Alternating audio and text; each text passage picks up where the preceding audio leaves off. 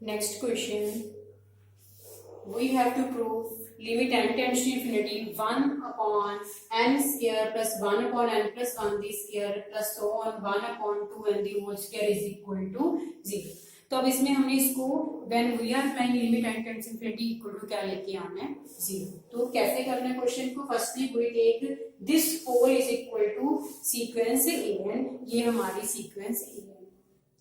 Now next step क्या है, you know this n मतलब n और n प्लस वन में क्या रिलेशन है, भी इसमें से हमारा n प्लस वन बड़ा है, n प्लस वन और n प्लस टू में से n प्लस टू बड़ा है। Similarly so on, last term 2n है जिसको हम क्या लिख सकते हैं n प्लस n। सो n प्लस n किससे बड़ा है, जो हमारी सारी भी टर्म्स हैं जो पीछे हमारी आएंगे।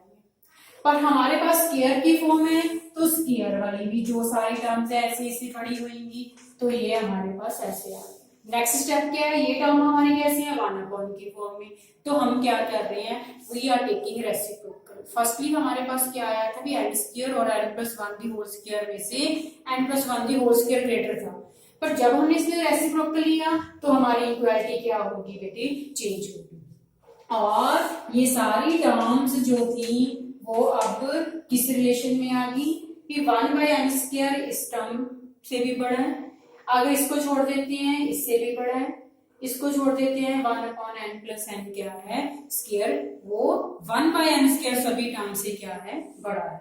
तो अब इस टर्म पे आते हैं बेटी, तो 1/n स्क्वायर किससे 1 अपॉन n प्लस n, ये सारी टर्म 2n ये सारी टर्म इससे ग्रेटर है, क्योंकि हमने यहाँ पे डिस्कस की ये टर्म ग्रेटर किससे है n plus n the whole square, जिसको 2n लिख सकते हैं। सिमिलरली जब इसकी बात करेंगे तो ये टर्म है ये भी किससे ग्रेटर है n plus n the whole square. Similarly third term की बात करेंगे या लास्ट टर्म, ये all are greater than 1 upon n plus n the whole square से आ गया ये हमारे। और ये टर्म है कितनी, अब हमने ये देखना है, हमारे यहाँ पे n plus one n plus two n plus three n plus n आ गए, ये तो हमारी n टर्म्स होगी टोटल, बट हमारी एक टर्म आगे भी आ रही है जो क्या है n स्क्वायर। तो अगर आप देखो तो ये एक तरह से क्या हो गया n plus zero the whole square हो गया, तो हमारी टर्म जीरो से स्टार्ट हो रही है 0 1 2 3 n, तो जीरो से लेके n तक कितनी टर्म्स बन गई, n प्लस वन टर्म्स बन गई। और अगर हम 1 से स्टार्ट करते 1 से n तक करते तो n टर्म्स रह जाती, बट जीरो भी आ रहा है, एक टर्म और बढ़ गई, तो हमारी टोटल टर्म्स कितनी है बेटी, ये सारी टर्म्स कितनी है रजी n प्लस वन। तो n प्लस वन टाइम्स हमारा कौन सा फैक्टर आ रहा है 1/2n की स्क्वायर हमारे पास फैक्टर आ रहा है। सो an is greater than n plus one terms हैं और ग्रेटर देन किससे आ रहा है 1 अपॉन 2n की स्क्वायर, और यू कैन से इसको ओपन किया ये 4n स्क्वायर बन गया। तो ये इक्वालिटी को हमने ऐसे लिख के रख लिया, और इसको रीराइट कैसे कर रहे हैं 1 अपॉन 4n और n प्लस वन के नीचे n आया, तो ये क्या बन गई 1 प्लस 1/n बन गया। दोबारा फिर चलते हैं, वही सीक्वेंस लेके चलते हैं, इसी स्टेप पे आते हैं। नाउ अब हम क्या कर रहे हैं, अगेन वही सारा फैक्टर लिखा, पर अब हम इसको पहले हमने लास्ट टर्म के साथ कंपेयर किया था, अब हम इसको फर्स्ट टर्म के साथ कंपेयर कर रहे हैं।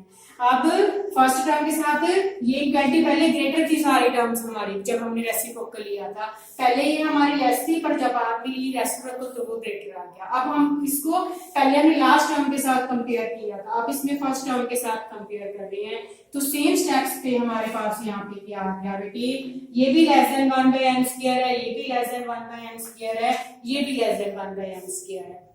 और अगेन टोटल टर्म्स कितनी है हमारी n प्लस वन, क्योंकि जीरो से स्टार्ट हो रहा है, और नीचे कितना है n स्क्वायर। फिर इसको रीराइट करते हैं, बिकॉज हमने limit n tends to infinity लेनी है, जिसके कारण हमारा ऊपर इनफाइनाइट नहीं बनना चाहिए, तो हम इसको रीराइट किया, जिसमें हम 1 अपॉन एक n कैंसिल हो गया 1/n स्क्वायर।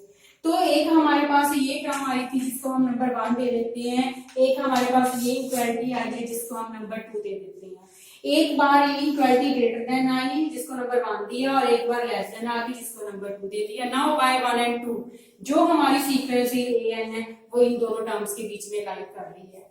नेक्स्ट स्टेप क्या है, to apply limit n tends to infinity. When we are applying limit n tends to infinity, yes you can check from here बेटे 1/infinity 0 1 बच गया, और you can see बाहर ही 1/0 infinity 0 बन गया, तो ये टर्म का आंसर हमारा क्या है 0 है। सिमिलरली जब इस फैक्टर को चेक करेंगे 1/∞ अगेन क्या आ गया, 0 आ गया। तो दोनों ही जो है हमारे बाउंड्स वो क्या आ रहे हैं, 0। तो हमने स्क्वीज प्रिंसिपल किया था, उसके अकॉर्डिंग क्या था, if Cn less than Bn less than An sequence, तो जो साइड वाली सीक्वेंस की लिमिट होती है वही हमारी सेंटर में जो सीक्वेंस होती है उसकी लिमिट होती है। तो इसकी लिमिट दोनों की क्या आई है, 0। That we are limited applying n tends to infinity, इसमें इस सीक्वेंस An की लिमिट भी क्या हो जाएगी, 0 हो जाएगी when we are applying n tends to infinity by sandwich theorem और you can say by squeeze principle. So इसका रिजल्ट An सीक्वेंस जिसको हमने ये लिया था when we are applying limit n tend to infinity, result क्या आ रहा है, 0।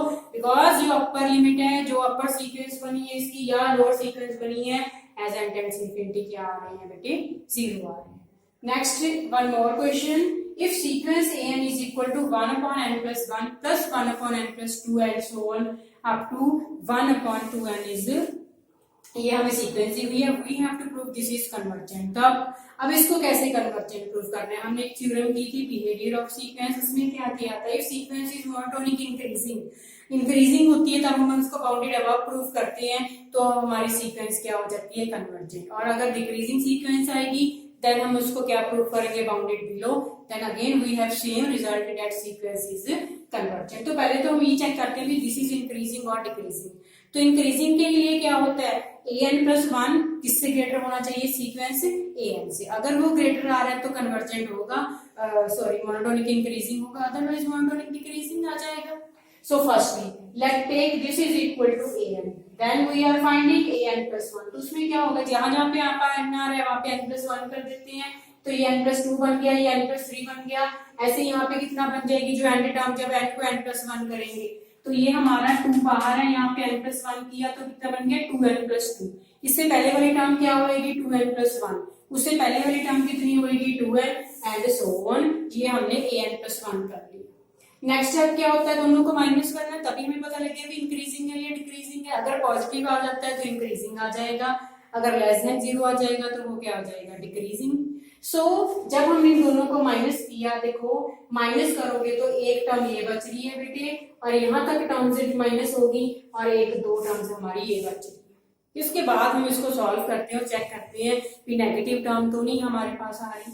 तो जब हमने इसको रीराइट किया, यहाँ पे 2 कॉमन होके n प्लस 1 आ गया, इसमें एलसीएम कितना है, 2n प्लस 1 और 2 into n प्लस 1।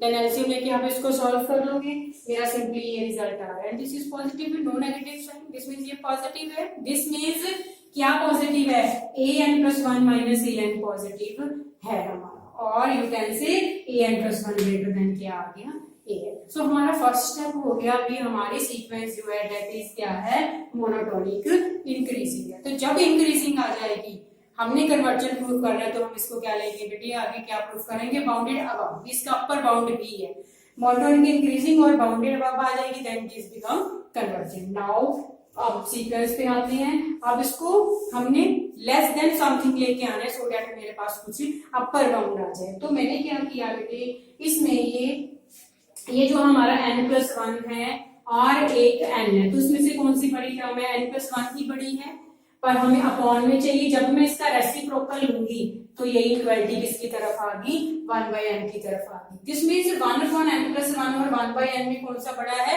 1/n बड़ा है when we are taking reciprocal, otherwise तो हमारा n प्लस 1 बड़ा था। सिमिलरली n प्लस 2 के लिए डिस्कस करोगे तो भी ये इक्वालिटी आएगी एंड सो ऑन। पर अब इसमें हमारी टर्म्स कितनी है, चेक किया जाए, 1 2 3 सो n, तो n टर्म्स है, यहाँ से 0 से नहीं स्टार्ट हो रहा है, जिसमें से हमारी टोटल टर्म्स है n, और नीचे भी कौन सा फैक्टर आ रहा है, n अपॉन n तो कैंसिल हो गया, कितना रिजल्ट आ गया, 1, और इक्वालिटी क्या आ रही है, लेस देन, बिकॉज यहाँ पे हमने इसको बनाया।